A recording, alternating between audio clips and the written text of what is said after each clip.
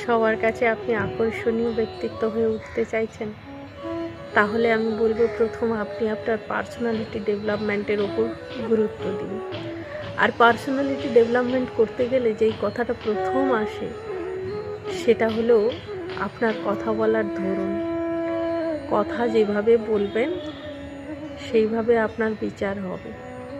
এবং personality development করতে গেলে প্রথম যেই কথাটা আপনার মাথায় রাখতে হবে যে আপনার কারোর সঙ্গে কথা বলার সময় আপনার আই কন্ট্যাক্ট সবসময় যার সঙ্গে কথা বলছেন তার দিকেই রাখুন এবং কনফিডেন্সের সঙ্গে কথা বলুন।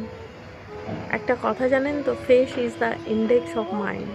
আর ফেসের মধ্যে সবথেকে গুরুত্বপূর্ণ কী বলুন তো? চোখ। সুতরাং আপনি যার সঙ্গে কথা বলছেন তার দিকে চোখে চোখ রেখে কথা বলুন। 2 নম্বর, আপনি কারোর সঙ্গে কথা বললে তাকে একটু উষ্ণ অভ্যর্থনা দিন, তার কিছু প্রশংসা করুন। দেখবেন মানুষ আপনাকে একজন আকর্ষণীয় ব্যক্তিত্ব হিসেবে মানতে শুরু করেছেন।